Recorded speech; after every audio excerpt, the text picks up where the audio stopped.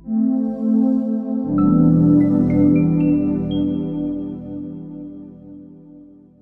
बेटा अभी जो मेरा फोकस है, जो एक दो पॉइंट मोटी बातें मैं कहना चाहता हूँ, उसमें पहला ये है कि आप करना क्या चाहते हैं। ये बात बिल्कुल मैडम उठाई है, ये बात बिल्कुल ठीक है कि आपका इंटरेस्ट पढ़ाई में लूज हो चुका है, इसमें भी कोई डिनाई नहीं कर सकता कि पढ़ना नहीं चाहते। पर पढ़ना नहीं चाहते, अब उसके कई एस्पेक्ट हैं, उसके कई एस्पेक्ट है। पहला एस्पेक्ट ये कि घर जाकर आप सिर्फ पहले आधे घंटे आंख बंद करके सोचिए लाइफ में करना क्या है। अगर आप स्पोर्ट्स बहुत अच्छा खेलते हैं तो मुझे कोई संकोच नहीं है कहने में, आप स्पोर्ट्स ही खेलिए। मैंने जैसे बताया कि सबकी एबिलिटी अलग अलग कंटेक्स्ट में अलग अलग है। अगर आप स्पोर्ट्स में बहुत अच्छे हैं तो फिर स्पोर्ट्स में अपना 100% लगाइए कि आप उसमें बहुत आगे बढ़ जाएं। अगर आप पढ़ने में अच्छे नहीं हो, आपका नहीं मन करता, तो हमारे डंडा मारने से या जबरदस्ती बैठाने से आप नहीं पढ़ोगे, वो तय है। क्लियर है? अगर आप स्पोर्ट्स में बहुत अच्छे हैं, आप स्पोर्ट्स बहुत अच्छा खेलिए, मतलब जो आप करें वो आप 100% करें। और कम से कम इतने एग्जाम्पल मेरे पास हैं कि मैं इस बात से कन्विंस कर सकता हूं कि वाकई में स्पोर्ट्स भी कोई खराब प्रोफेशन नहीं है, कोई खराब काम नहीं है। अगर आप पेंटर बहुत अच्छे हैं तो पेंटिंग बहुत अच्छी करिए कि लोग आपको देखें। मतलब आप किसी के फॉलोअर मत बनो, लोग आपको फॉलो करें। सोसाइटी में से ही लोग निकल रहे हैं, कुछ ना कुछ ऐसा कर रहे हैं कि जो हर कोई उनके पीछे हो गया। और ब्लाइंड फॉलोअर नहीं होना चाहिए, किसी को बस किसी ने कह दिया मान लिया, वो भी नहीं होना चाहिए। आप अपना सेल्फ एनालिसिस करो, सही है गलत है, जो आपको ठीक लग रहा है वही सही है। ठीक है? कहीं कहीं गाइडेंस की जरूरत पड़े, टीचर से आप बात कर सकते हैं, पेरेंट्स से बात कर सकते हैं। लाइफ में दो लोग आपके सबसे अच्छे दोस्त हैं, पहला आपके पेरेंट्स, दूसरा आपके टीचर। टीचर तो सेकंड पेरेंट होता है। आप फैमिली में जितना टाइम पेरेंट्स साथ बिताते हो उससे ज़्यादा टाइम आप टीचर के साथ रहते हो। और कोई टीचर ऐसा नहीं है, खासकर मैंने पहले ही बोला, मैडम आप लोग बहुत लकी हो कि आपको मैडम पढ़ा रही हैं। मेल टीचर फिर भी थोड़े से रिजिड हो जाते हैं, कहीं कहीं डांट देंगे, कुछ कह देंगे। मैडम जो है उनके अंदर केयर इनबिल्ट है, कोई टीचर ऐसा नहीं है। देखो इवन मैं बताऊं कि जो घर पे ट्यूशन भी पढ़ा रहा है उसकी बात भी मैं करूं, अगर कोई टीचर ऐसा नहीं है, आप उसके पास जाए पूरा बैच और रिक्वेस्ट करें कि सर या मैडम ये मेरे कैरियर की बात है, आप लाइफ के इस फेज में मुझे गाइड कर दो, मैं कुछ आगे बढ़ जाऊं। और वो बच्चा भी पूरी जिंदगी अपने टीचर को नहीं भूलता। मैं जिस स्कूल से पढ़ा हूं या जहां पर मैं पढ़ा हूं, वो जिन टीचरों ने पढ़ाया आज तक मुझे याद है। मतलब लाइफ में कोई आपको एक स्टेप ऐसा दे दे कि आपकी पूरी लाइफ बन जाए, आप पूरी जिंदगी टीचर को नहीं भूलते। मुझे कभी अभी मौका मिलता है, मैं कभी स्कूल जाता हूं, जरूर मिलता हूं टीचर, बल्कि पेरेंट्स से ज्यादा रिगार्ड टीचर का है। जो ये प्रोफेशन है इसका कोई मैच नहीं है। टीचर और डॉक्टर, ये दो प्रोफेशन मेरा मानना है सबसे नोबल है। इनकी नोबलिटी मेंटेन जहां तक रहे वहां तक, ठीक है। पर क्योंकि ये कोई एक आदमी, टीचर या इंजीनियर कोई एक आदमी नहीं है, डॉक्टर कोई एक आदमी नहीं है, पूरी सोसाइटी है, पूरी कम्युनिटी है। तो हर कोई एथिकली ठीक है गलत है वो एक अलग मुद्दा है। पर जो अच्छे हैं उनको हाईली अप्रिसिएशन मिलना चाहिए, और जो गड़बड़ कर रहे हैं थोड़ा ट्रांसफॉर्म होना चाहिए। दोनों बातें हैं, इंप्रूवमेंट की गुंजाइश हमेशा होनी चाहिए। जो अच्छा कर रहे हैं उनके लिए मैं ऑलरेडी अप्रिशिएट कर रहा हूँ, जो गड़बड़ कर रहे हैं थोड़ा उनको भी चेंज होना चाहिए। क्योंकि मैं दिन रात टीचर्स में ही बैठा हूँ या दिन रात उसी सोसाइटी में हूँ। आप यकीन नहीं मानेंगे, इवन कोचिंग इंडस्ट्री की बात मैं करूँ, कई लोग हैं हाईली पेड, उनके पैकेज भी आप सुनोगे 2 CR 3 CR ये उनके पैकेज होते हैं। कोचिंग इंडस्ट्री की बात कर रहा हूँ मैं। एज इट इज टाइम पे क्लास शुरू होती है, घड़ी देख के। आप लोगों को पता होगा, आप लोगों के बच्चे पक्का कहीं कोचिंग करते भी होंगे, कहीं तो आपने पढ़ाया होगा उनको, चाहे फिरजी किए होंगे या आकाश किए होंगे या मेडिजी पढ़े होंगे या नेक्स्ट IAS पढ़े होंगे या वाजीराम पढ़े होंगे। जो भी टॉप इंस्टीट्यूट से कहीं ना कहीं पढ़े, ज़्यादातर लोग कोटा भेजते होंगे IIT JEE के लिए। पहले IIT JEE की तैयारी 12th के बाद करते थे, आजकल तो 9th क्लास से शुरू हो जाती है। आजकल बच्चा पैदा बाद में होता है, एनरोलमेंट फिरजी में पहले हो जाता है उसका, पहले ही पेरेंट्स बर्डन डाल देते हैं। एज इट इज घड़ी देख के क्लास शुरू होती है और घड़ी देख के खत्म। ठीक 1 घंटा, जैसे ऑटो का मीटर घूमता है ना, वैसा। वो टीचिंग नहीं है, वो बिजनेस है। मैं टीचिंग में उसको भी जोड़ रहा हूँ, वो भी टीचिंग कर रहे हैं। वो टीचिंग नहीं है, वो बिजनेस है। क्लियर है? अब पहली बात, अब आते हैं आपके पर्सपेक्टिव में हम क्या डिस्कशन कर सकते हैं, आपके लिए बेहतर क्या हो सकता है। सबसे पहले पॉइंट, घर जाके आप आधा घंटा आंख बंद करके सोचें आपको लाइफ में करना क्या है, जो आपका ड्रीम है। सबसे पहले आप सोचो कि दिशा क्या होनी चाहिए। आप चाहे कॉमर्स के हो चाहे आर्ट्स के हो, अगर आपको सिविल सर्विसेज देना है या आपको SSC देना है या आपको गवर्नमेंट जॉब में जाना है, जो सब्जेक्ट आप स्कूल में सिलेबस में है, आप बेटा उनको इतना बेहतर पढ़ लो कि आपको दोबारा उसको कम टाइम में तैयार हो जाए। और टीचर ऑलरेडी यहाँ अवेलेबल है, वहाँ आपको फीस देके जाना पड़ रहा है, यहाँ टीचर ऑलरेडी अवेलेबल है, आपको फ्री में पढ़ा रहा है। टीचर आपसे कुछ पर्सनल चार्ज नहीं कर रहा है स्कूल के अंदर। और आप उसे रिक्वेस्ट करिए कि मैडम हम इंटरेस्टेड हैं, आप हमें और सिखाएं। तब वो टीचर को बहुत इंटरेस्ट आता है। अगर आप उससे कहो कि मुझे और बताइए, कोई टीचर दुनिया का ऐसा नहीं होगा आप उससे कहें sir knowledge share, madam knowledge share करिए, और वो ना बताना चाहे। आप इंटरेस्ट के साथ जाएं, आप बोलिए कि मैडम मैं और सीखना चाहती हूँ, मुझे और बताइए क्या हुआ था। तो वो टीचर जितनी नॉलेज होगी बताएगा, और अगर नहीं बता पाएगा तो पढ़ के बताएगा, पर बताएगा जरूर, इतना मैं श्योर हूँ। क्लियर है? अगर वो टीचर है, जो टीचर है वो बिल्कुल पूरी ईमानदारी से बताएगा। तो पहली बात तो यहीं पर आ जाती है कि आप पढ़ने की इच्छा रखें। दूसरा, अगर आप स्पोर्ट्स खेलते हैं तो स्पोर्ट्स वाले को फिर लाया जाए, वो आपको मोटिवेट करे। पेंटिंग अच्छी करते हैं तो पेंटिंग अच्छी करें। जो काम आप करते हैं आप उसमें एक्सीलेंट करें। आप चाहे तो मैं सेशन के बाद थोड़ी देर बैठ जाऊंगा, अगर आप स्पोर्ट्स पर्सन होना चाहते हैं या पेंटर होना चाहते हैं, क्या अपॉर्चुनिटी है, कैसे उसमें आगे बढ़ सकते हैं, क्या दिशा हो सकती है, वो मैं अलग से बता दूंगा। पर ज़्यादातर लोग पढ़ाई वाले हैं तो यहाँ मैं पढ़ाई का बोल देता हूँ। ठीक है, ये रिक्वायरमेंट है मैडम, शायद ये रिक्वायरमेंट नहीं है, यही है। अच्छा, तो सबसे पहली चीज, आप जो बनना चाहते हैं पहले आप दिशा तय करो। लाइफ में सबसे जरूरी है दिशा होना। अनगाइडेड मिसाइल अगर होगी ना, वो जाके समुद्र में गिरेगी, फिर उसका टारगेट नहीं होगा, उसको पता ही नहीं करना क्या है। बहुत बार ऐसा होता है, हम 12th पास कर लेते हैं, ग्रेजुएशन कर लेते हैं, तब हम कहते हैं मुझे आईएएस बनना है। ये कोई ऐसी चीज नहीं सडनली एक माइंड में कुछ फ्लैश हुआ और आईएएस बन गए, इतना आसान नहीं है। देखो ये बताओ, जो ग्रेजुएशन के बाद आईएएस बनने का ड्रीम पाले हुए है, उसके पास तो 1 साल 1.5 साल मिल रहा है ना आईएएस बनने के लिए, और ज्यादातर सब्जेक्ट उसके आर्ट्स के हैं। प्रीलिम्स का पूरा एग्जाम आर्ट्स के ही सब्जेक्ट है सारे, political science, history, economy, geography, यही सब पढ़ना होता है। तो ज्यादा बेहतर नहीं होता कि अगर हम स्कूल टाइम से ही वो सब्जेक्ट हमारे थे और हम उन्हीं चीजों पे कमांड कर लेते, तो हमें तो तैयारी के लिए बेटा 5-6 साल मिल गए, क्योंकि हमारा गोल स्कूल टाइम से ही क्लियर हो गया था, है ना। आप जो बैटल ऑफ पानीपत पढ़ते हो या आप गांधीयन एरा पढ़ते हो, गांधी जी क्यों साउथ अफ्रीका से आए थे, हमारा कॉन्स्टिट्यूशन प्रीएम्बल जब लिखा गया, नेहरू ने लिखा, तो क्या भारत का संविधान नेहरू ने हमको दिया है? नहीं, प्रीएम्बल की लाइन ही क्या लिखी है, we the people of India, हम भारत के लोग खुद को देते हैं ये संविधान। तो भारत के लोगों ने भारत के लोगों को दिया। सिविल सर्विसेज प्रीलिम्स का क्वेश्चन है ये। मतलब स्कूल लेवल पे जो चीजें हम इग्नोर कर देते हैं, वही सिविल्स में आगे जाके फिर घूम के सामने आती हैं। अभी मैं पढ़ा नहीं रहा हूं सिविल्स का, पर मैं आपको एक गाइडेंस दे रहा हूं कि किस दिशा में सोचना है। तो आप जो सब्जेक्ट स्कूल लेवल पे पढ़ते हैं, आप उनको इतना अच्छा पढ़ लो कि जब आगे आप तैयारी में आओ, चाहे एसएससी चाहे यूपीएससी कोई भी, तो वो सब्जेक्ट का लोड पहले ही खत्म हो गया, आपने तैयार कर लिया। सेम चीज मैं कहना चाहता हूं मैडम, जो भी बच्चे आईआईटी जेईई वगैरह तैयारी करते हैं, आपके अपने बच्चे भी, उनको शुरू में ही जब वो स्कूल लेवल पे पढ़ रहे हैं, आप आईआईटी जेईई भी देखेंगे ना, उसका रेफरेंस 11th-12th एनसीईआरटी होता है। 11th-12th की जो एनसीईआरटी बुक है, रेफरेंस वही माना जाता है, क्योंकि वो कोचिंग सेक्टर को प्रमोट नहीं करते हैं वो लोग। इवन यूपीएससी एग्जाम भी, एक पेट्रोल भरने वाले के बच्चे ने सिविल सर्विसेज निकाला, सुना होगा आपने पेपर में। रिक्शा पुलर के बच्चे ने सिविल सर्विसेज निकाला। एक कुली था लास्ट ईयर, वो सिविल सर्विसेज निकाला। तो क्या ये लोग कोचिंग किए थे, कोई बहुत हैवी पेमेंट दिए थे? नहीं। कई सारे गवर्नमेंट स्कूल के बच्चे थे, पर सिर्फ उनकी दिशा तय थी करना क्या है। उनको किसी ने बस ये बोल दिया। अब हो सकता है कि मेरी बातें, मेरा मोटिव सबको समझाना नहीं है, अगर इस क्राउड में 2 को भी समझा दिया मैंने, इतना ही बहुत है, मेरी लाइफ वहीं पर सक्सेस हो गई। एक टीचर के लिए सबसे सूदिंग वर्ड होता है, उससे अच्छा लाइफ में कोई वर्ड नहीं है, जब वो बच्चा बोलता है मैं सेलेक्ट हो गया। जब वो कहता है ना कि मैं सेलेक्ट हो गया, उससे बेहतर कुछ होता ही नहीं है। आप मेरा प्रोफाइल चेक करोगे डेली, बहुत सारे मैसेज आपको यही मिलेंगे कि सर मेरा ये एग्जाम निकल गया, ये एग्जाम निकल गया। अब हम लोग यूज्ड टू हो चुके और पता होता है कि निकल जाएगा। कई बच्चा कहता है सर मैं फ्रस्ट्रेट हो चुका हूं इतने पेपर देके, अब मेरे से कुछ होगा नहीं। एक आध के मैसेज आप पढ़ोगे मैडम, उसमें लिखा होता है कि मुझे लगता है मैं सुसाइड कर लूं। इस लेवल तक चला जाता है बच्चा डिप्रेशन में। ऐसा क्या हो गया?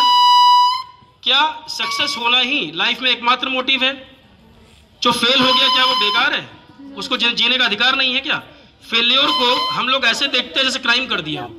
क्या फेल्योर इतनी बड़ी चीज है? जैकमा, अलीबाबा का जो फाउंडर, रिटेल सेक्टर की कंपनी अलीबाबा, चाइनीज कंपनी, उसका फाउंडर जैकमा लाइफ में 40 बार से ज्यादा फेल हुआ।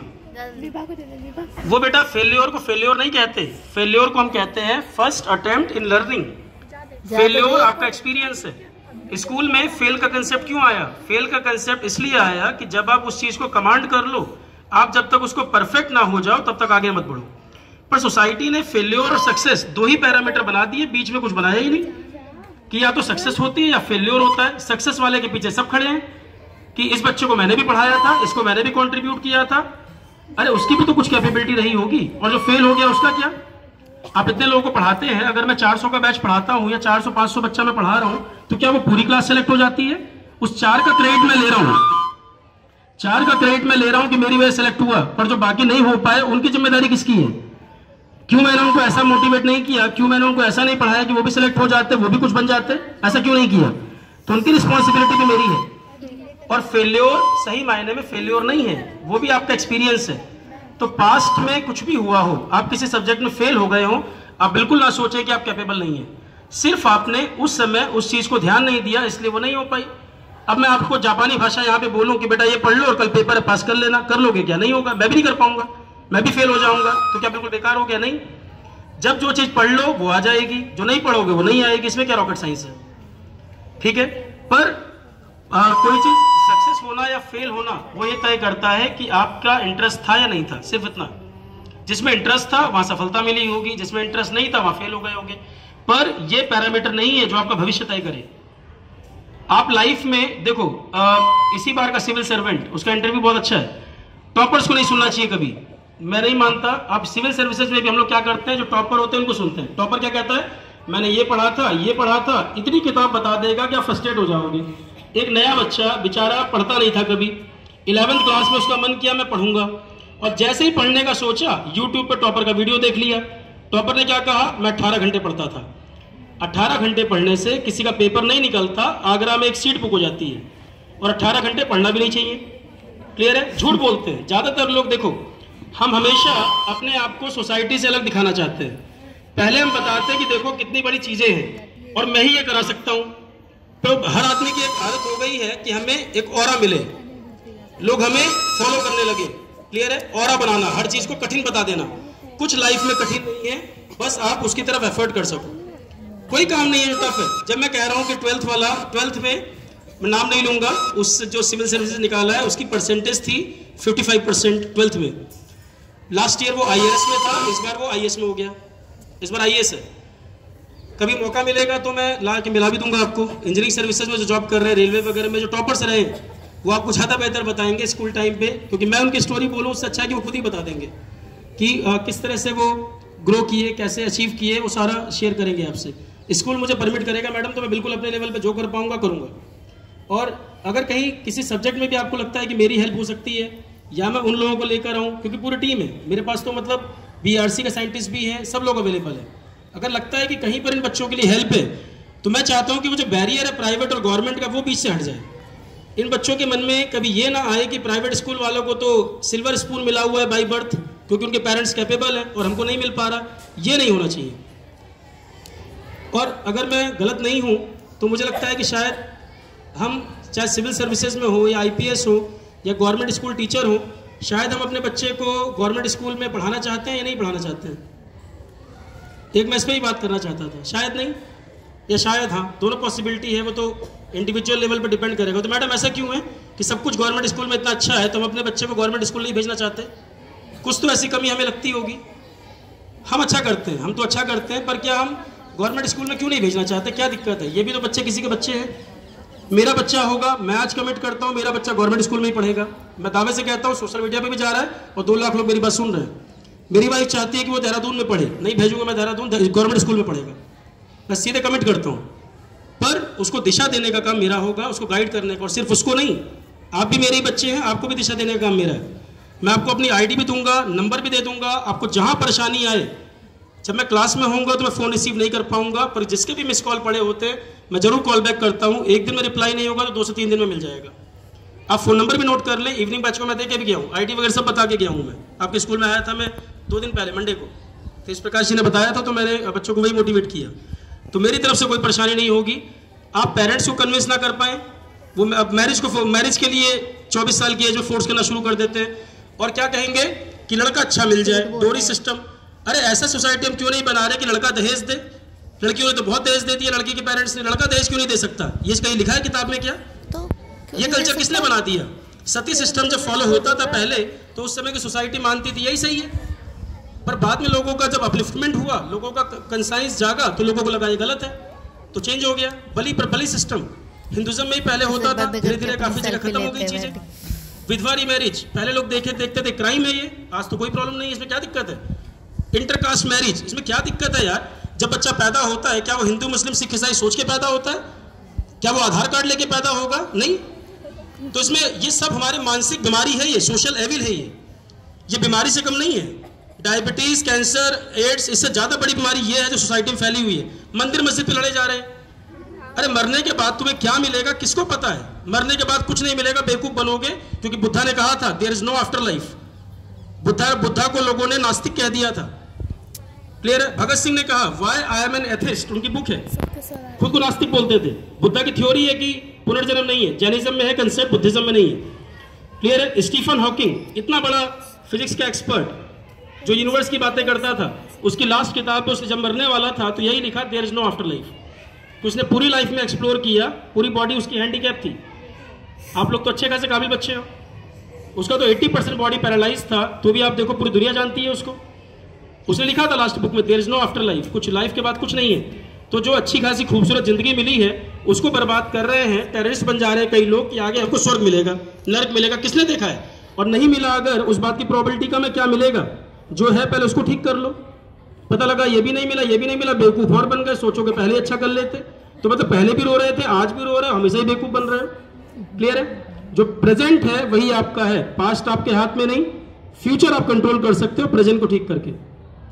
ठीक है ना? तो सबसे पहली बात है बेटा, जिस फील्ड में, अब हम आते हैं मुद्दे की बात पे, ज्ञान तो बहुत अवेलेबल है, यूट्यूब पे चेक करोगे मेरे से अच्छे मोटिवेटर मिल जाएंगे। क्योंकि आपको ये लग रहा है कि सर बड़ा अच्छा बोल रहे हैं। अच्छा ओरेटर होना और चीजों को अपने आप में ऐड करना दोनों अलग बात है। मैं बोल दूंगा, आपने सुन लिया, 10 मिनट अच्छा लगा सुनने में, 10 मिनट बाद वापस लग गए उसी काम में, क्योंकि सोसाइटी आपको नेगेटिव में ड्रैग करेगी, नेगेटिव जाओगे, पॉजिटिव ड्रैग करेगी, पॉजिटिव जाओगे। और ये भी मत सोचना कि सर मैं शरारती बच्चा हूं। शरारती होना बहुत जरूरी है लाइफ में। स्कूल लाइफ बार बार नहीं मिलेगी, शरारती होना चाहिए, पर शरारती होने में और बदतमीज होने में अंतर है। शरारती होना और बदतमीज होना दोनों अलग बातें हैं, और दोनों में एक बहुत महीन लाइन है। शरारती होना चाहिए, मैं आपकी लाइफ में, आपकी एज में आपसे ज्यादा शरारती था, पर आपकी दिशा तय होनी चाहिए। शरारती हो, क्योंकि लाइफ में जो फेज है सबको एंजॉय करो, अलग अलग फेज, सबका अपना अपना मतलब है। आज के टाइम में मैं स्कूल लाइफ एंजॉय करना चाहूं, नहीं कर सकता चाह कर भी। क्लियर है?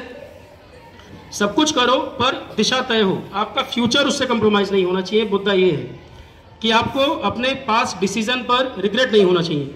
कभी भी जिंदगी में रिग्रेट नहीं मनाना चाहिए, चाहे सक्सेस मिला हो चाहे फेलियर मिला हो, उसका रिग्रेट नहीं करना चाहिए, उसको एज अ इंप्रूवमेंट लेना चाहिए और आगे उसको डबल इंपैक्ट के साथ जवाब देना चाहिए। कि लाइफ ने अगर आपको कहीं पर पीछे किया तो लाइफ को दुगनी ताकत से जवाब दो कि तुमने गलत आदमी को फेल किया था, तुमसे ज्यादा डबल इंपैक्ट है मेरा। और मैं एग्जांपल देता हूं, किसी और की बात नहीं करता, अपनी बात करता हूं। मैं 7th क्लास में, अच्छा कितने बच्चे जो कहते हैं सर हम पढ़ने में बहुत कमजोर हैं, वो ईमानदारी बहुत जरूरी है, कोई शर्म की बात नहीं है। आप कहो कि कमजोर है तो है, इसमें क्या है, पढ़ लोगे ठीक हो जाओगे। अच्छा बेटा एक चीज बताओ, और ये सुनी सुनाई बात नहीं, मेरा अपना एग्जांपल दे रहा हूं, और आप कहोगे तो मैं 7th क्लास की मार्कशीट अपनी अगली क्लास में लेके आऊंगा और आपको दिखाऊंगा कि देखो ये मेरे 7th में मार्क्स थे। 9/3 कितना आंसर आएगा? 9 को 3 से डिवाइड कर दो, कितना आएगा?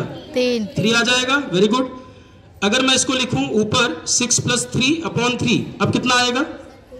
6 + 3 ऊपर लिखा है और नीचे 3 लिखा है। मैं आंसर लिखता था 6, मैं 3 से 3 को काटता था, आंसर आया 6। ये मेरा 7th क्लास का लेवल है। तो इसका मतलब आप मेरी एज में मुझसे तेज बच्चे हैं, तो जब आप मेरी एज में आओगे आपको मुझसे आगे होना चाहिए, यही टाइम ऑफ फ्रेम है। ठीक है कि नहीं? मेरी एज में आपने आंसर सही दिया, मैं गलत करता था, तो फिर जब आप मेरी एज में आओगे तो आपको मुझसे आगे होना चाहिए। अगर मैं कोई अमाउंट x अर्न करता हूं तो आप फिर x से ऊपर ही रहोगे, पर तब रहोगे जब दिशा बदले नहीं, दिशा तय रहे कि किस डायरेक्शन में जाना है और करना क्या है। मैं जब 9th क्लास में पहुंचा, मेरी मैथमेटिक्स टीचर थी, बहुत अच्छा पढ़ाती थी, और पर मेरा लेवल नहीं था, क्योंकि जब मैं 11th में जब मैं गया तो साइंस साइड लेने वाला मैं अपने एरिया में अकेला बच्चा था, तो सीनियर नहीं थे जो गाइड कर पाते, जो बताते फिजिक्स कहाँ से पढ़ो, केमिस्ट्री कहाँ से पढ़ो, और वो ऐसे सब्जेक्ट हैं कि जब तक आपको सपोर्ट ना मिले बड़ा मुश्किल है। क्योंकि उससे पहले मुझे नहीं पता, मेरे लिए वो जापानी भाषा की तरह है। जब 11th में गए तो कोई गाइडेंस नहीं थी, पर शुरुआत कहाँ से हुई, मुझे दिशा कहाँ से मिली? मैं सिर्फ क्रिकेट खेलता था और कुछ नहीं करता, दिन भर मैच खेलता था, सोता था, घूमता था, क्योंकि मुझे पता ही नहीं था करना क्या है। क्या करूंगा भाई, जब मुझे पता ही नहीं है मुझे करना क्या है, मैं क्या पढ़ूं? CA पढ़ना शुरू कर दूं, या मैं CS की तैयारी करने लगूं, या IAS बनने की तैयारी करूं क्या? पता ही नहीं है। दिन भर खाली बैठते थे, टीवी देखते थे, लूडो खेलते थे, चेस खेलते थे, क्रिकेट खेलते थे, यही करते थे। ये 7th 8th तक का लेवल था। मोबाइल होता नहीं था तो एक्स्ट्रा करिकुलर करते थे, कम से कम फिटनेस पे कुछ काम हो जाता था। आज तो बच्चे इंटरनल भी मतलब एक्सटर्नल कुछ कर नहीं रहे, पढ़ भी नहीं रहे, मोबाइल में टाइम वेस्ट कर रहे हैं। पबजी तब खेलो जब पबजी वाला तुमको जॉब दे दे आगे जाकर। फेसबुक तब दिन भर चलाओ जब वहाँ जॉब एश्योर हो जाएगी, जॉब मिलेगी। उनमें टाइम वेस्ट कर रहे हो जहाँ कुछ हो ही नहीं रहा। ये वेस्ट ऑफ टाइम है। अब अगली बात, 9th क्लास में मेरी मैथ्स के टीचर ने मुझसे कहा, और ये वीडियो मेरे स्कूल के प्रिंसिपल भी देखती हैं तो वो कहेंगे जरूर कि सौरभ तुम तो बता रहे थे कि 9th में तुम्हारा लेवल खराब था। तो मैडम अभी भी शायद रिटायर हो गई होंगी या होने वाली होंगी, पर मैं क्रिटिसिज्म के तौर पे नहीं कह रहा हूँ, मैं मोटिवेशन के तौर पे कह रहा हूँ। अगर वो नहीं कहती तो कुछ होता ही नहीं। उनका एक स्टेटमेंट वो ट्रांसफॉर्म कर गया लाइफ को, आज तक मैं नहीं भूला। सक्सेस कहाँ कितनी मिली मुझे याद ही नहीं है। कितने लोगों को IAS बनाया होगा, IPS बने होंगे, इंजीनियरिंग सर्विसेज में गए होंगे, मुझे याद ही नहीं है। पर फेल में कहाँ हुआ मुझे आज तक नहीं भूला, पूरी जिंदगी याद है और ये मरते दम तक भूलेगा नहीं, क्योंकि वही मेरा एक्सपीरियंस है। फेल्योर नहीं होता, एक्सपीरियंस होता है। पूरी जिंदगी आपको याद रहता है। अगर हम मिस्टेक नहीं करेंगे ना तो हम परफेक्ट हो नहीं पाएंगे। आप सिर्फ लाइफ में एक काम करो, जहां जहां फेल हुए, जहां जहां पर आपसे गलतियां हुई, सिर्फ आप उनको ही करेक्ट कर लो ना, परफेक्शन की तरफ चले जाओगे। परफेक्ट होगे नहीं, परफेक्शन होना तो एंडलेस प्रोसेस है, उस दिशा में बढ़ जाओगे। सिर्फ अपने मिस्टेक से सीख लो। जैसे मैं आपको बताऊं, जब मैंने टीचिंग शुरू की, जब पहला बैच पढ़ाया तो 400 बच्चा बैठा होता था। पहली क्लास में जाने भी लगा इतना क्राउड। 24-25 ईयर एज रही होगी जब पढ़ाना शुरू किया होगा। पहले बीटेक किया, उसके बाद एमटेक में गए, फिर उसके बाद तैयारी सिविल सर्विस से तैयारी की। पर जब सीनियर सेक्शन इंजीनियर जॉब भी फाइनल रेलवे में हुई थी, 1-2 महीने में वो भी सब छोड़ छाड़ के टीचिंग कंटिन्यू किया, क्योंकि मुझे एंजॉय नहीं कर पाया मैं उस चीज़ को। उस समय वहाँ पे शायद पैकेज 40,000 प्लस होता था, और मुझे कहने में संकोच नहीं है, कोचिंग वगैरह ज़्यादा पे करते थे उस समय पे भी। तो 25 ईयर की एज में मुझे ये मोटिवेशन नहीं था कि मैं सोशल सर्विस करूँगा। उस समय पे बस ये था, कम उम्र थी, जस्ट पास आउट हुए थे, कहीं पैकेज मिल गया जाके ज्वाइन कर लिए, और शायद ज़्यादातर लोग यही करते। उस समय नहीं पता था कि डायरेक्शन क्या होनी चाहिए। जब पढ़ाना शुरू किया, 400 का बैच, कुछ बच्चे सेलेक्ट हुए, उनके मैसेज आए तो और मोटिवेशन आया, फिर और पढ़ाया। और पढ़ाते पढ़ाते इतना पढ़ाया कि साल में कम से कम 1700 घंटे पढ़ाता था मैं। लगातार 6 साल 1700 घंटे पढ़ाया। 1700 घंटे का मतलब हो गया बेटा पर डे लगभग 1-2 महीने छुट्टी मान लो तो 7 से 8 घंटे पर डे, 8 घंटे टीचिंग लगातार। और मैडम उसमें बैठना भी नहीं, उसमें लगातार खड़े होकर पढ़ाना होता था। मेरी लाइफ में मैं कभी बैठा नहीं। मेरे लेक्चर पढ़े होंगे यूट्यूब पे, आप देखोगे 4 घंटे का लगातार लेक्चर है विदाउट एडिटिंग, और खड़े होकर पढ़ाता था मैं। आज तक मैं चेयर पे नहीं बैठा, इतने साल पढ़ाया कभी नहीं। और लगातार बोलना ही होता है। जनरल स्टडीज में पढ़ाता था या कभी मैथ्स पढ़ाया होगा तो सब्जेक्ट भी ऐसा है कि आप चुप ही नहीं हो सकते। जीएस में आप चुप हो जाओगे, सामने बच्चा सो जाएगा। जनरल स्टडीज वाले टीचर को एक क्वेश्चन नहीं होता कि वो एक न्यूमेरिकल लिख दे और बैठ जाए, उसको लगातार बोलना होता है ना। अब तो वॉइस भी चेंज हो चुकी है पूरी तरीके से। अभी टेस्ट कराऊंगा मेडिकल तो अच्छा देख लेंगे दिक्कतें। तो अब मोटिव यही है, मुझे करना यही है। पैकेज वगैरह आज भी कोई प्रॉब्लम नहीं, कोई बैरियर नहीं है। दुनिया भर के ऑफर अभी भी हैं, एक आध जगह जुड़ा भी हूँ, तो मनी तो अब मोटिवेशन नहीं रहा। और ऑलरेडी अगर मैं नहीं चाहूँगा, मनी आज मैं लेने से मना भी कर दूँ तो भी मिलेगा। नाम जिस तरह का हो चुका है वो तब भी मिलेगा, मुझे कुछ ना करूँ, मैं घर बैठ जाऊँ तो भी। पर वो मोटिवेशन नहीं रहा मेरा, क्योंकि अब मैं उससे फ्रस्ट्रेटेड और सैचुरेट हो चुका हूँ। अब मेरा मोटिवेशन है सिर्फ गवर्नमेंट स्कूल के बच्चों को गाइड करना। इसके अलावा कोई लाइफ का एम अभी नहीं है फिलहाल। ठीक है, 2-3 चीज़ें हैं जो मैं शेयर करना चाह रहा हूँ। तो 9th क्लास की मैडम ने कहा कि ये बच्चा लाइफ में कुछ भी कर ले, ये मैथ्स नहीं सीख सकता। ये स्टेटमेंट था कि जब इसको 6+3/3 नहीं पता तो ये कहाँ से कुछ कर सकता है। इसको तो आंसर ही पता कि 6 लिखना है कि 3 लिखना है ना। उसने मेरे फादर से कह दिया इस बात को, जबकि मेरा फादर से ज़्यादा अटैचमेंट मेरा किसी से रहा नहीं पूरी लाइफ। तो उस मैडम ने कहा, उन मैडम ने कहा फादर को कि ये कुछ भी कर ले, ये मैथ्स नहीं सीख सकता, इसका बेसिक एप्टीट्यूड ही नहीं है, इसको ये नहीं पता कि 9/3 कितना होता है, तो ये बच्चा क्या कर सकता है, ये वेस्ट है, वेस्ट। तो मतलब मेरे दिमाग में आया कि यार मैं दुनिया में आया, पैदा हुआ, मतलब क्या खाली वेस्ट? ये वर्ड तो थोड़ा अच्छा नहीं है, एप्रोप्रिएट नहीं है ना। क्योंकि एक व्यक्ति लाल बत्ती से घूम रहा है और मुझे वेस्ट कहा जा रहा है, तो मेरे और उसमें क्या अंतर है? ऐसा मैंने क्या गुनाह कर दिया कि मैथ में फेल ही तो हूँ?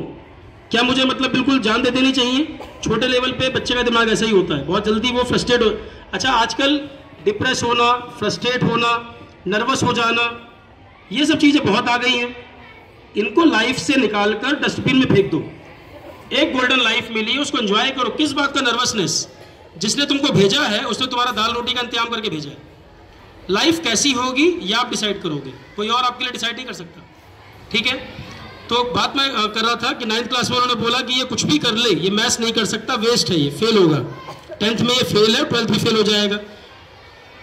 बस वही एक ट्रांसफॉर्मेशन पीरियड आप समझ लीजिए कि वहीं से मैंने पढ़ना शुरू किया। जो पहला स्टेज था 9th क्लास, जितना पढ़ सकता था उतना पढ़ा, मतलब जी तोड़ मेहनत जो कर सकता, क्रिकेट विकेट सब छोड़ के। उस समय मैं आपको छोड़ने को नहीं कह रहा हूँ, आप खेलते हो तो आप खेलो, पर अच्छा खेलो, फिर उसमें कैरियर बनाओ। मुझे लगा पढ़ना चाहिए तो पढ़ाई की तरफ मोटिवेशन आ गया। पहले साल पढ़ना शुरू किया, बहुत मेहनत की। 10th क्लास में मैथमेटिक्स में आए 37 मार्क्स, बहुत मेहनत की, पेपर भी अच्छा गया था। पर गलतियां कहाँ पर की, क्योंकि एक ही साल हुआ था पढ़ते हुए, प्लस माइनस भूल गए, a minus b whole square भूल गए, क्या लगाना था, क्योंकि दिमाग बिल्कुल नया था, कच्चा दिमाग था, धीरे धीरे उसको मैच्योर होना था। 10th क्लास में 37 मार्क्स आए, तो मैडम थोड़ा सा खुश हुई कि देखो मैंने तुम्हें मोटिवेट किया था, तुम पास तो हो गए। अब पर 11th में तुम आर्ट्स लेना, मैथ्स मत लेना, 11th में आर्ट्स ले लेना, साइंस मत लेना। फिर वो बात दिल पे लग गई, इमोशनल थे ना, तो दिल पे लग गई। मैंने कहा यार अब साइंस ही लेना है, क्योंकि मैडम ने कहा ये नहीं करना, तो फिर यही करना है। साइंस ले लिया, फिजिक्स केमिस्ट्री मैथ्स ले तो लिया, पर लगा कि यार शायद मैडम सही थी। 1 महीने में ज्ञान की प्राप्ति हुई कि मैडम ठीक कह रही थी, आर्ट्स ठीक रहता, साइंस में दिक्कत है। पढ़ना शुरू किया, शुरू में गाइडेंस नहीं मिला, बहुत मेहनत की। 11th क्लास में फिर मैथमेटिक्स में मार्क्स आए थे 62। इंप्रूवमेंट देखो शुरू हुआ, जब सबसे अभी भी कम है। आजकल तो 95 वाले को कम से कम को देखा जाता है कि घर में मत घुसने दो इसको। तो शर्मा जी का बेटा 93 लाया, तेरे कितने आए? 92। अरे इतने कम आ गए, बेकार है ये। गॉसिप करना शुरू कर देंगे, जो आंटी वांटी होंगी डिस्कशन शुरू कर देंगी। 70 मार्क्स को तो ऐसे देखा जाता है कि जैसे बिल्कुल बेकार आदमी है दुनिया का। और हमारे टाइम पे 78 वाला टॉपर होता था। आप लोग मैडम जब पास किए होंगे तो डिस्ट्रिक्ट टॉपर 80% पे हो जाता था, यूपी बोर्ड वगैरह में। तो सीबीएसई में भी 80-82 बहुत अच्छा परसेंटेज होता था। आज तो 98 पे हिंदू कॉलेज वगैरह में एडमिशन नहीं मिल पा रहा, ऐसी हालत हो गई है। तो कंपटीशन तो टफ है, पर आपको कोई एक चीज चाहिए जो आपको सही जगह हिट कर जाए, आपके मतलब की हो, है ना। तो फिर पढ़ते गए 12th क्लास में फिर पहुंचे। 12th क्लास में मैथमेटिक्स मेरा सबसे स्ट्रॉन्ग सब्जेक्ट था। और आज अगर मैं कहूं तो मैं इतने साल से जनरल स्टडीज का एरिया पढ़ा रहा हूं, सिविल सर्विसेज को, पर मैथमेटिक्स मेरा आज भी उससे स्ट्रॉन्ग है। मगर मुझे मैथमेटिक्स इतने साल हो गए पढ़ाए हुए, आज आप मुझे मार्कर और बोर्ड दे दोगे, कैलकुलस वगैरह मैं आज पढ़ा दूंगा आपको as it is. RD. Sharma, NCERT, even question भी याद होंगे कि 146 नंबर आर.डी. शर्मा में क्वेश्चन लिखा होता था, x² sin x + cos x whole square. वो बड़ा टफ क्वेश्चन माना जाता था आर.डी. शर्मा मैथमेटिक्स का। उसमें कुछ नहीं था madam, x sin x × x × sin x multiply कर दीजिए, बाई पार्ट्स लगा दीजिए, हो जाएगा। ये 10 साल पहले पढ़ा हुआ चीज़ है। पर कहना मैं ये चाहता हूँ, सिर्फ कहना ये है कि एक जो जुनून की बात आ गई ना, 10 साल बाद भी नहीं भूला मैं। इंजीनियरिंग में बीटेक में पढ़ते हैं पॉइजन डिस्ट्रीब्यूशन, अभी फार्मूले सब याद है। केवल वो ये बताओ, 9th क्लास में जो बच्चा जिसको काटना नहीं आता था नंबर को, सेम नंबर देख के काट दिया करता था, आज वो कह रहा है कि मैथमेटिक्स ज़्यादा अच्छा है। कुछ तो ऐसा हुआ है कहीं पर। 9th क्लास से शुरुआत हुई और पढ़ते गए, शुरू में रिजल्ट ही नहीं मिला यार। 2 साल फ्रस्ट्रेट हो गए, कितना पढ़ रहा हूँ, कुछ हो ही नहीं रहा, कुछ और कर लेता हूँ, कुछ नहीं हो पाया। फिर चलो वही शुरू कर दिए, पर जो किया उससे पीछे नहीं हटे। जब आप दिशा तय करोगे तुरंत आप रिजल्ट एक्सपेक्ट मत करना बेटा, कहना मैं ये चाहता हूँ।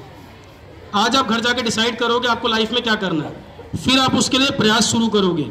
जो कंसर्न पर्सन है, एक्सपर्ट है, उससे गाइडेंस लोगे। अगर पढ़ाई है तो आपके टीचर, और मैं कह रहा हूँ वो बेस्ट है। आप प्राइवेट स्कूल से बहुत लकी हैं कि आपको क्वालिटी टीचर मिले हैं। और इससे अच्छी बात भी नहीं है कि मैडम को एक जगह लगी बात, वो पूरी मेहनत से पढ़ाती है, उन्होंने तुरंत कहा कि देखो सर मैं तो पढ़ाती हूँ। तो आप बहुत लकी हैं कि ऐसे टीचर आपके पास है, बहुत जगह नहीं मिलते। मैं ये भी कहना चाहता हूँ, क्योंकि अगर मैडम इतना एफर्ट नहीं करती तो शायद वो नहीं कहती। मैं अगर पूरी मेहनत कर रहा हूँ और मुझे कोई कह दे कि आप ऐसे कह रहे हो, तो मैं तुरंत खड़ा होकर कहूँगा बेटा मैं ये नहीं करता, मैं तो करता हूँ, मुझे क्यों कह रहे हो, है ना। तो आप बहुत लकी हैं कि आपको ऐसे टीचर मिले।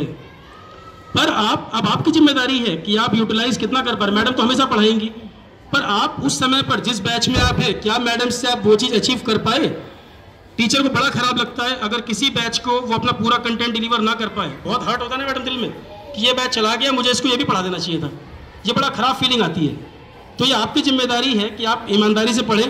क्या आप कभी टीचर से ये भी कह सकते हैं कि सर सैटरडे को क्लास थोड़ी एक्सटेंड कर लीजिए, या मैं स्कूल के बाद बैठ जाएंगे, आप पढ़ा दीजिए, कभी हम संडे को भी आ जाएंगे, मैडम को सिखा दीजिए। आप टीचर से बिल्कुल बात करें, खुल के बात करें कि जो आप हमें सिखा सकते हैं प्लीज़ सिखाइए, हम आपको ज़िंदगी भर याद रखेंगे, ठीक है। तो आज घर जाकर आप डिसाइड करो लाइफ में करना क्या है। जो दिशा आप तय करोगे उस दिशा में प्रयास करो, उस एक्सपर्ट से बात करो, क्योंकि वो एक्सपीरियंस उसको है तो वो आपको बताएगा ऐसे ऐसे आगे बढ़ो। शुरू में तुरंत सफलता की उम्मीद मत करना, 1.5 साल लग जाता है। सचिन तेंदुलकर जब क्रिकेट खेलना शुरू किया, क्या पहले दिन वर्ल्ड रिकॉर्ड बना दिया था? नहीं। तो जब आप उस दिशा में एफर्ट करोगे, धीरे धीरे आप अपने आप मोटिवेट होते जाओगे। शुरू में रिजल्ट नहीं मिलेंगे, मैं पहले कह रहा हूं, जब वो रिजल्ट नहीं मिले तो फ्रस्ट्रेट नहीं होना है। वो जो आपका नॉलेज है वही आपको आगे आगे बढ़ाएगा। सिविल सर्विसेज अगर आपको जाना है, गवर्नमेंट सर्विस में जाना है या पुलिस में बहुत बड़े पद पे जाना है, सबसे पहला काम, जो सब्जेक्ट अभी आप पढ़ रहे हो उसको इतने दिल से पढ़ो कि आगे जाकर वो कम टाइम में तैयार हो जाए। जैसे कि सिविल सर्विसेज अगर कोई ग्रेजुएशन के बाद डिसाइड करता है, जैसे मुझे ग्रेजुएशन के बाद पता लगा, तो मेरे पास 1 साल 2 साल का समय था। अगर मुझे ये मोटिवेशन 9th 10th क्लास में आ गया होता तो मुझे 5-6 साल मिल जाते, वो सब्जेक्ट मैं तब भी पढ़ लेता और आगे भी पढ़ लेता। अब पढ़ना क्या चाहिए? सिविल सर्विसेज का एग्जाम एनसीईआरटी पढ़ने से निकलता है। अगर किसी को ये लगता हो कि एनसीईआरटी पढ़ के सिविल्स नहीं निकलता तो मुझे बताए और मैं उसको आंसर करता हूं कैसे निकलता है।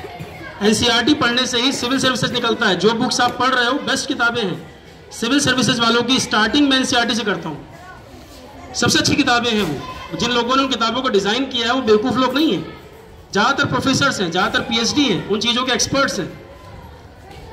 देखो, और एक चीज है पढ़ना और एक चीज है समझना। कंपटीशन जिस लेवल का है हर कोई पढ़ रहा है, सब पढ़ रहे हैं, जो जितने पढ़ने वाले हैं उतना कंपटीशन है, पर पढ़ना और समझना दोनों अलग बातें हैं। आप जो पढ़ें वो इंपॉर्टेंट नहीं है, आप उसको समझें। एक पेज को आप 5 मिनट में पूरा पढ़ लेते हो, आपकी रीडिंग स्पीड बहुत फास्ट है, ये नहीं चाहिए। एक पेज को 20 मिनट में पढ़ो और हर वर्ड आपको समझ में आए। ये रिक्वायरमेंट है कंपटीशन की, आपको आगे बढ़ने की। ठीक है, अब 1-2 बात। पहली बात कि सर मैं पढ़ता तो हूं पर याद नहीं कर पाता हूं, मैं भूल जाता हूं बहुत जल्दी, है ना। ये सबके साथ दिक्कतें हैं कि सर मैं पढ़ता तो हूं, या हम जब कभी बच्चे स्टूडेंट रहे तो हमें भी लगता था कि सर इतना सारा सिलेबस है, ये कैसे याद होगा। मुझे इकोनॉमिक्स पढ़ना पड़ रहा है, मुझे इंग्लिश पढ़नी पड़ रही है, मुझे मैथ पढ़ना पड़ रहा है। मैं छोटा सा बच्चा, इतना सा दिमाग, इतना सारा सिलेबस, और मुझे क्यों पढ़ाया जा रहा है सारा का सारा। एक गोल्डन लाइफ मिली है, मेरे पास बहुत कुछ है करने को। पबजी भी खेलना है, अभी देखो लेट हो रहा है वहां पर भी, है ना। तो इतना कुछ करना है लाइफ में, याद कैसे होगा। देखो, मेमोराइज करने का 3 तरीके होते हैं, जो मैंने फॉलो किए वो मैं बता रहा हूँ। फिर जब मैंने बाद में आगे जाकर और लोगों को देखा कि जो मेमोराइज वाले लिम्का बुक ऑफ रिकॉर्ड में लिखाए हुए हैं नाम, या गिनीज बुक में नाम आ रखा है कि डिक्शनरी याद है, ये कैसे याद हो गई। सुनकर लगता है कि 50 लोगों के फोन नंबर बोल देंगे ऐसे मुंह जबानी, उनको याद है। ऐसा क्या कर दिया। 3 तरीके होते हैं याद रखने के। अब सुनो, हमारा ब्रेन सबसे ज्यादा जिन चीजों को रिटेन करता है वो होता है वीडियो और इमेज। वो 70-80% तक आपका ब्रेन रिटेन करता है, 10 दिन के बाद भी आपको याद रहता है। क्यों छोटे बच्चों को वीडियो से पढ़ाते हैं या बड़ी बड़ी इमेज दिखाई जाती है कि अगर आज से आम बताएंगे तो आम भी इतना बड़ा बना के दिखाते हैं ताकि पूरी जिंदगी ना भूले।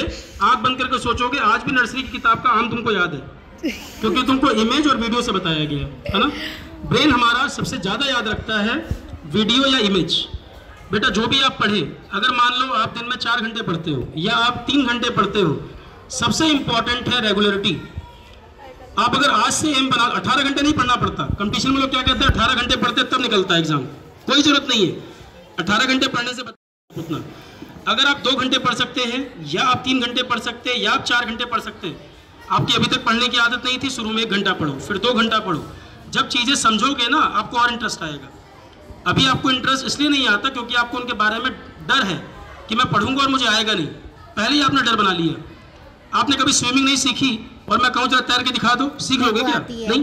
जब स्विम करोगे तब तुमको एंजॉय करोगे, तब सोचोगे अब मैं नेशनल लेवल पे खेल लेता हूँ, अब उसके लिए एफर्ट करता हूँ। जब शुरुआत होगी कहीं तो शुरुआत करनी पड़ेगी, और जब शुरुआत होगी तब आगे बढ़ोगे।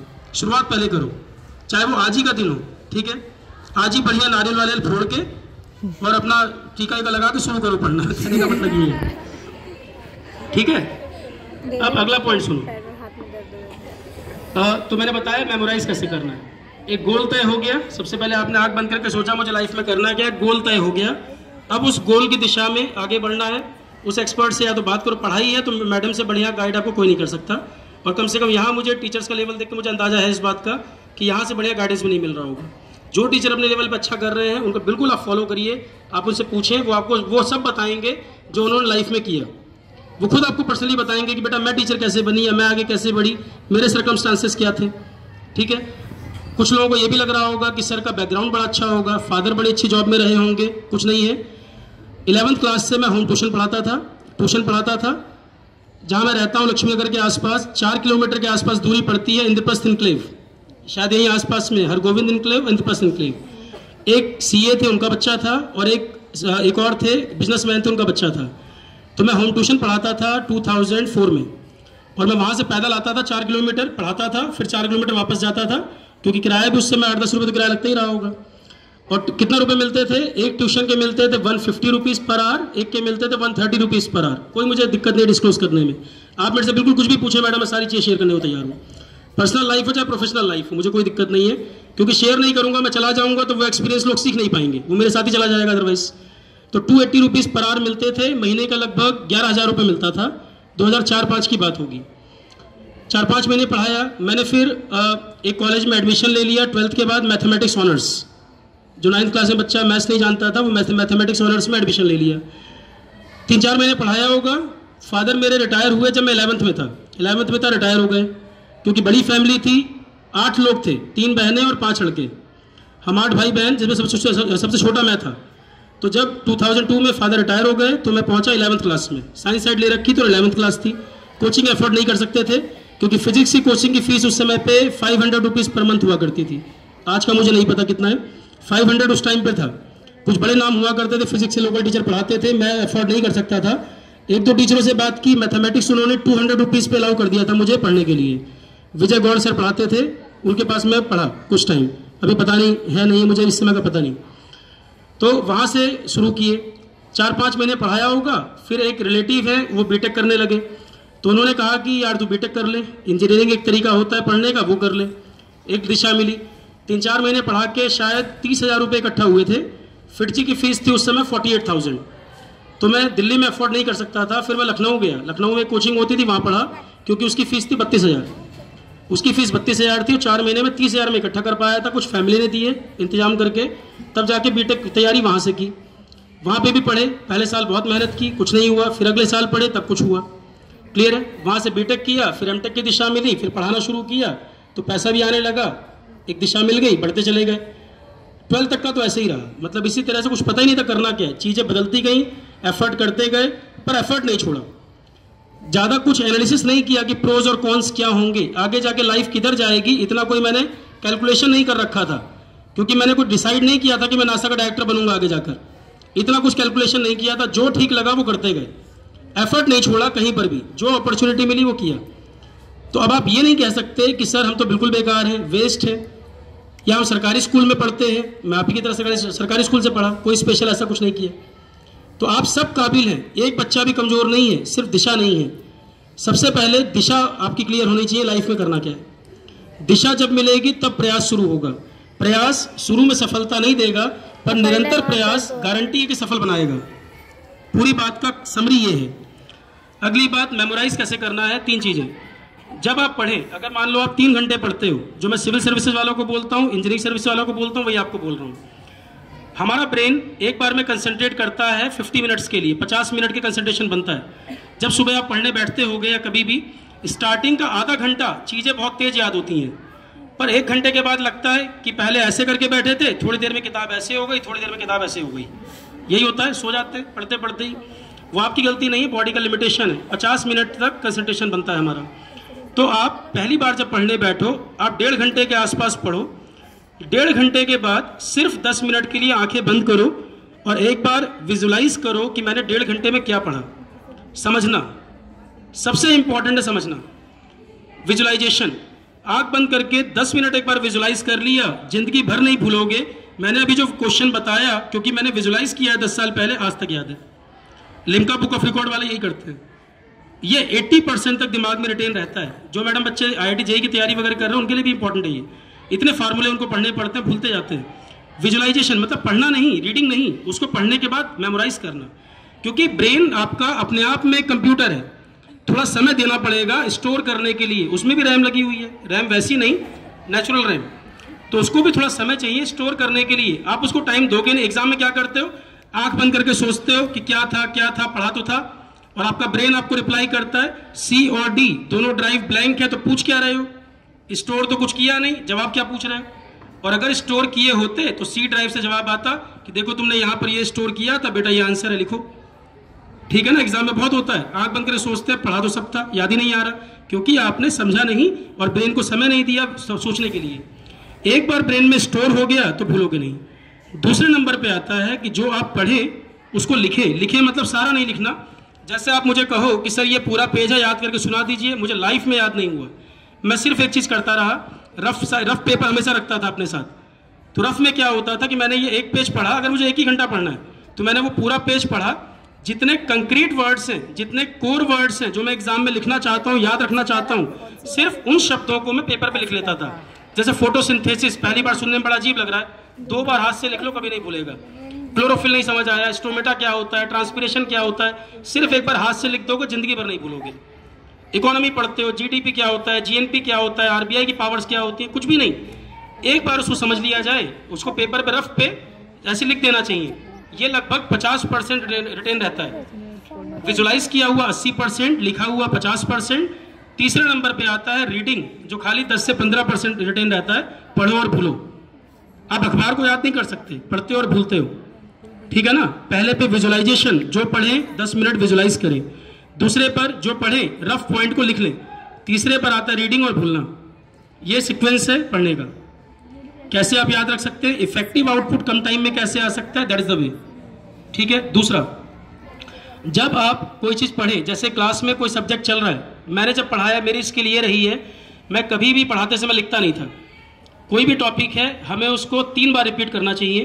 पहली बार में सिर्फ हम सुनते हैं, दूसरी बार में हमें लगता है ये बोला है, तीसरी बार में हम कहते हैं अच्छा अच्छा ये कह रहे थे, 3 बार में जाके वो वर्ड समझ में आता है। ये नेचुरल बॉडी है हमारा, और बॉडी की लिमिटेशन है no 2 sense can work at the same time. Any of 2 senses can not work at the same time. लिखना, सुनना, समझना हमारी बॉडी नहीं कर सकती, ये हमारी बॉडी का लिमिटेशन है। या तो हम एक बार में सुन सकते हैं, समझ सकते हैं, या लिख सकते हैं। आप सुनते सुनते लिखना शुरू कर दो ना, आपको कुछ समझ ही नहीं आएगा चल क्या रहा है। जब आपको सब्जेक्ट समझ में नहीं आता, उसका यही रीज़न होता है। सुनना, समझना, लिखना अगर एक साथ होगा, वो बॉडी का लिमिटेशन है, वो नहीं हो पाएगा। कई बार जाने अनजाने में हमें पता ही नहीं होता और हम ऐसा करते हैं। जब आप कोई चीज़ सुने, आप बिल्कुल मत लिखें।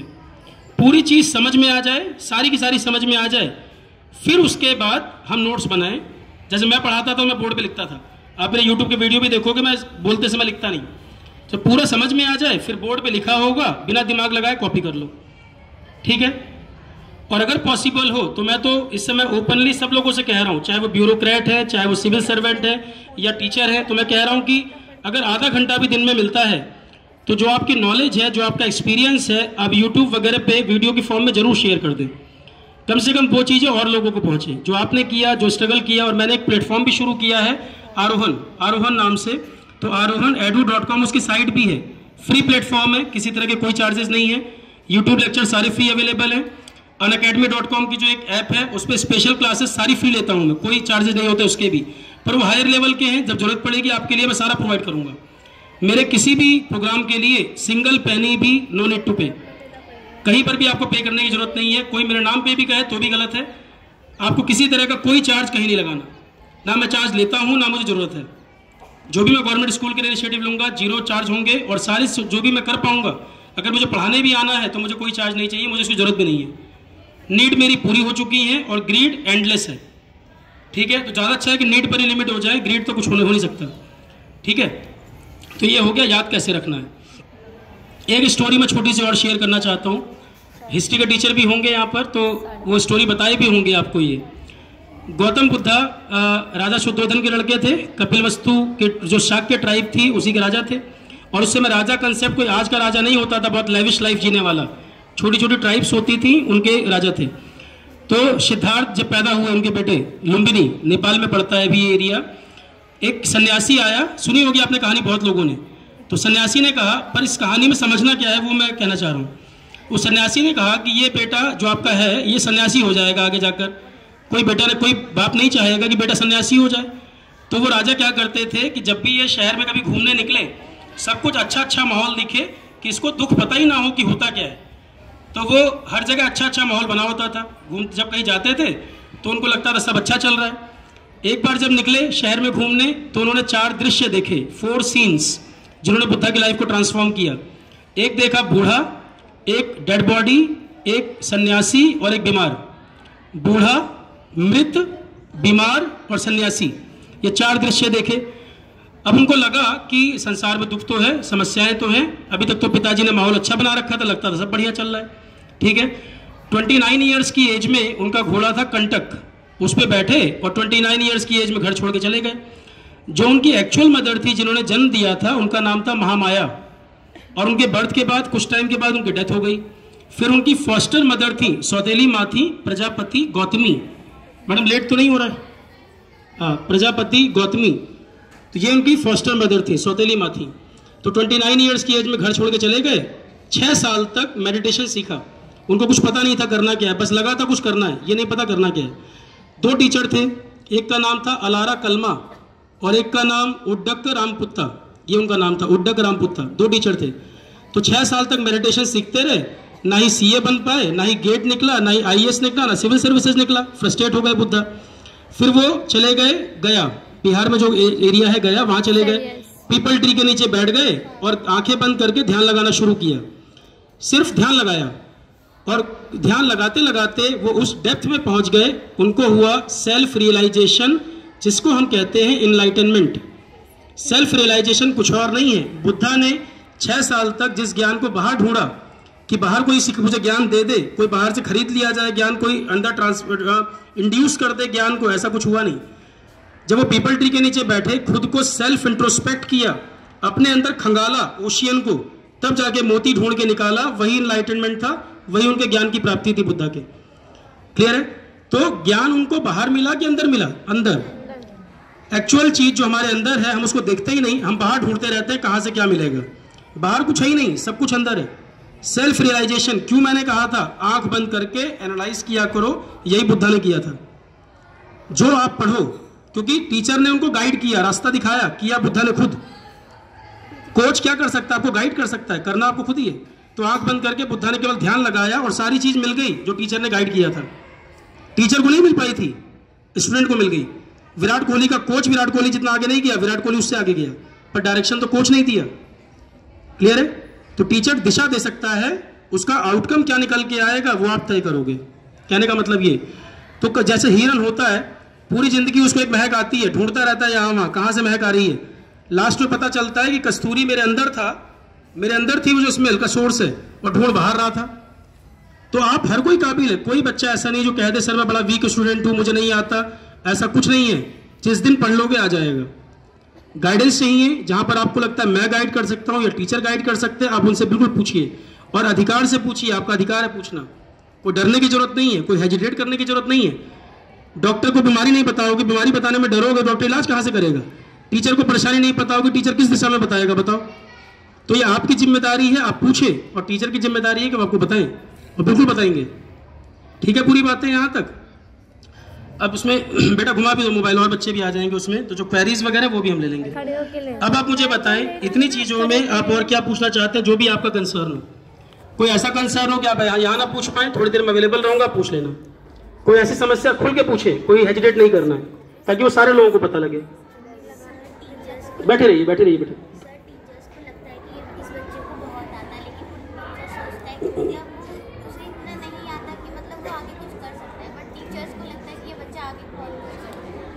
तो टीचर का तो कॉन्फिडेंस होना ही चाहिए बेटा। टीचर को लगता है, आपका क्वेश्चन है कि टीचर को लगता है कि ये बच्चा बहुत जानता है, पर वो बच्चा अंदर से कॉन्फिडेंट नहीं है, यही है ना? वो आगे कहाँ जाएगा, वो कॉन्फिडेंट नहीं है। तो कोई दिक्कत नहीं है, मैं अभी सारी डिटेल अपनी अवेलेबल कराऊंगा, मैं गाइड करूंगा, कोई दिक्कत नहीं है। टाइम टाइम पे मुझे स्कूल अलाउ करेगा तो मैं आऊँगा भी। पर्सनल काउंसलिंग अगर हो पाएगी मैं वो भी करूँगा, या अगर किसी के पेरेंट्स मैरिज के लिए फोर्स करते हों या इन चीज़ों में आपको प्रेशर हो फैमिली का, तो अगर पेरेंट्स किसी एक डेट पर अवेलेबल होंगे तो मैं पर्सनली उनसे भी मिल लूँगा, मुझे कोई दिक्कत नहीं है, क्योंकि मुझे ये करना है इसलिए मैं ये कर रहा हूँ। अगर वो आएंगे, अगर आप ना समझा पाएँ, देखो पेरेंट्स आप ही के हैं, वो कभी आपका बुरा नहीं चाहते। अगर आप ग्रो करोगे, उनको लगेगा कि आप ग्रो कर सकते हो, तो वो कभी आपको रोकेंगे नहीं। पर अगर सोसाइटी के प्रेशर में वो ऐसा कर रहे हैं, लोग कह रहे हैं कि ऐसा करो, वो तब ऐसा प्रेशर में कर रहे हैं, तो फिर दिक्कत है। अगर किसी एक डेट में स्कूल बात कर ले, वो अवेलेबल होंगे तो मैं बात भी कर लूँगा। 27-28 साल से पहले मैरिज दिमाग में आना ही नहीं चाहिए। सबसे बेकार चीज़ है जो ये लाइफ में पीछे खींच रही है कम से कम आप लोगों को। 28 साल आज के कम्पिटिटिव माहौल में निकल जाता है, कंपटीशन को समझने में और पेपर सक्सेस मिलने में। इतना कंपटीशन है। 23 साल की उम्र में बच्चा बेचारा पास हो रहा है, कुछ सोच ही नहीं पा रहा, शादी लाद दो उसके ऊपर। और शादी भी कैसी, जिसको जानता ही नहीं है, और जानता भी है तो समझता नहीं है। क्लियर है? तो इन चीज़ों में नहीं, सिर्फ पहला फोकस है करियर। आप जब सफल होंगे ना, ऐसा हो कि आपके पिता को रिश्ता लेके ना जाना पड़े, ऐसा हो कि लोग रिश्ता लेकर आए और लाइन लगी होनी चाहिए बाहर आधार कार्ड लेकर कि कौन जेन्युइन है। ऐसा क्यों नहीं करते? काबिलियत तो कोई कमी नहीं है बेटा आप लोगों में, सारी मेहनत आप करते हो, मैरिज के बाद फैमिली भी आप संभालते हो, जॉब भी आप करते हो। भाई मेल क्या कर रहा है? जॉब करके आया, चद्दर तान के सो गया, बोलोगे बच्चे को पढ़ा दो, थक गया हूं बहुत ज्यादा, और आप घर भी देख रहे हो। आप मतलब जो हस्बैंड है वो तो वाइफ को एक्सक्यूज दे देगा, वाइफ बेचारी किसको एक्सक्यूज दे, उसको तो मैनेज करना है। उसके पास भी कोई ऑप्शन होना चाहिए, वो भी किसी को नहीं कह पाती। उसको स्कूल भी देखना है, पढ़ाना भी है, और अपनी जॉब भी करनी है, जो बाकी जो जज प्रोफेशन में है, घर भी संभालना है, बच्चे को भी देखना है। और मेल को क्या, जैसे मैं आया, मैं सुबह उठा, तैयार होकर चला आया, मैं वाइफ को भी इंटरेक्ट कराना चाहता था, वो भी टीचर है, मैं चाहता था वो भी इंटरेक्ट करे, पर वो ब्रेकफास्ट बनाने में और कामों में इन्वॉल्व हो गई तो वो आ ही नहीं पाई। मैडम ने कहा था कि आप सर लाइएगा, तो मैं नहीं ला पाया क्योंकि वो सुबह प्रॉब्लम हो गई। मेरे लिए क्या, चुपचाप उठा, प्रेस किए हुए कपड़े मिल गए, पहने, चल दिए। उनके लिए तो मुश्किल था। तो आप लोगों के लेवल पे जिम्मेदारी पहले ही बहुत ज्यादा है, ज्यादा क्रेडिट आपको मिलना चाहिए। सोसाइटी क्या करती है, आप लोगों को नीचे कर दिया, मेल को ऊपर उठा दिया, मेल डोमिनेटेड, अपॉर्चुनिटी उनको ज्यादा दे रखी है। एक पर्सन को बाइक पे बैठ के दौड़ाओगे और एक को टायर बांध के दौड़ाओगे, ज्यादा चांस ऑफ सक्सेस किसके है? जो बाइक पे बैठ के दौड़ रहा है। तो इक्वल अपॉर्चुनिटी तो मिली ही नहीं। आप इक्वल अपॉर्चुनिटी देके देखो, आप लोग उनसे डबल बेटर करोगे, गारंटी देता हूं मैं इस बात की, क्योंकि मेरा अपना एक्सपीरियंस है। क्लियर है? कई चीजें आप लोगों को सिखानी नहीं पड़ती, बाय बर्थ आप लोगों में इनहेरिटेड होता है। आपके मन में होता है कि मुझे अच्छा बनना है, सोसाइटी मुझे मॉनिटर कर रही है, मैं कुछ ऐसा ना करूं कि सोसाइटी में गलत जाए। आप तो खुद अंदर से इतने अच्छे बच्चे होते हो कि आपको सब पता होता है। लड़कों को तो 20 साल की उम्र में समझाना पड़ता है कि ये गलत ये सही, क्योंकि उनको अंदर से इनबिल्ट नहीं है, इनहेरिटेड नहीं है क्या सही क्या गलत। उनको तो मुझे यूट्यूब पे वीडियो बना बना के गाइड करना पड़ रहा है। ठीक है? आप लोगों को ऑलरेडी बहुत सारी चीजें पता है, सिर्फ दिशा मिलनी चाहिए और सोसाइटी का प्रेशर खत्म होना चाहिए। ये बैरियर जो है ना, इनको तोड़ना जरूरी है। ठीक है? तो और आप कुछ पूछ रहे हैं तो बेटा जो गाइड करने वाली बात है, आप अभी सिर्फ मेहनत से पढ़ो, जो आपका सब्जेक्ट है उसको इतना अच्छा पढ़ो कि आप किसी को पढ़ा सको। पढ़ने का मतलब क्या होता है कि अपने दोस्त को पढ़ा दिया। दोस्त वो है जो हमेशा मदद करने को तैयार हो। कंप्यूटर कलीग वो है जो हमेशा आपको पीछे खींचे, और जो कहते हैं कि आप नहीं कर सकते वो कंप्यूटर है। ये पहचानने का तरीका है। कोई आपके लिए डिसाइड नहीं करेगा कि आप भविष्य में कितना आगे जाओगे। कैसे कोई कह देगा कि तुम नहीं कर सकते? ऐसा कैसे हो जाएगा? तुम रोज सुबह उठा करो, 3 बार कहा करो कि मैं नहीं कर पाया तो कोई नहीं कर सकता। ऐसा क्या है कि तुम नहीं कर सकते? 3 बार रोज बोला करो। तुम अपनी इज्जत करना सीखो, दुनिया अपने आप तुम्हारी इज्जत करेगी। खुद की इज्जत करना सीखो पहले। ये मत कहा करो सर मेरे से नहीं हो पाएगा। तुमसे नहीं हुआ ना तो दुनिया में किसी से नहीं होगा। कॉन्फिडेंट होना चाहिए, ओवर कॉन्फिडेंट नहीं, but be confident. Over confidence नहीं होना चाहिए, पर कॉन्फिडेंट होना चाहिए कि मैं तो कर ही लूंगा। ठीक है? और कंप्यूटर से बचो और दोस्तों से जुड़ो। दोस्त रेयर हैं तो आपका टाइम वेस्ट नहीं करेंगे, आपको गाइड करेंगे। ठीक है? तो अभी बेटा आप जो सब्जेक्ट आपके आप पढ़ते रहिए, उसमें अपने आप इंप्रूवमेंट होता जाएगा, एक्सेल होते जाओगे, अपने आप अच्छा हो जाएगा। अगला बताइए, कुछ पूछना चाहते हैं तो, या थोड़ी देर बैठूंगा मैं अभी सेशन के बाद, तो आप मुझे बता दीजिए कोई परेशानी ऐसी होगा। ठीक है? सभी लोग सेशन ओवर किया जाए। Okay students, all the best. और बड़ा अच्छा इंटरेक्टिव सेशन रहा, आप लोगों ने बहुत ध्यान से सुना भी। Thank you all the students and teachers also. Thank you so much.